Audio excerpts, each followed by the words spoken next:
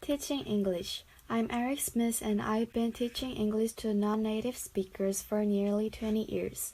One common problem I've seen is students not speaking because they are afraid of making a mistake. Whenever I see a student handcuffed by his or her inability to speak standard English, I ask myself, is speaking standard English really that important? These days, English functions as a tool for global communication.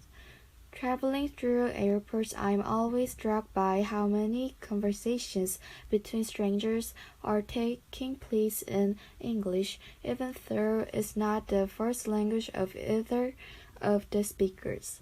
A Korean airline worker might be answering the questions of a French passenger in English, or a Vietnamese man might be using English to discuss the local food with a woman from Egypt.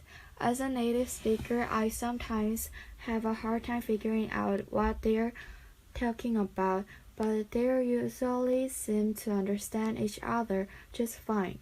More interestingly, English is being changed in some countries.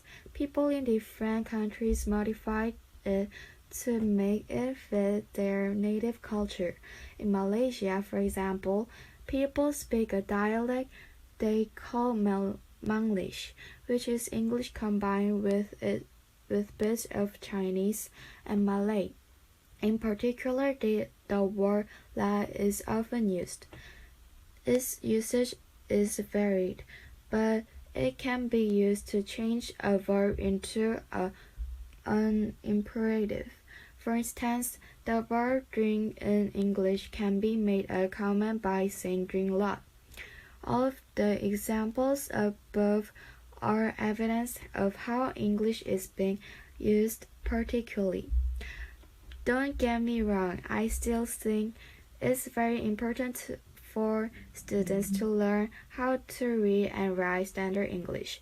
But it's also important to understand that there is more than one way to speak the language, especially when your main desire is to communicate. Students who learn to switch back and forth between standard English and practical English will be best prepared to succeed in our global future.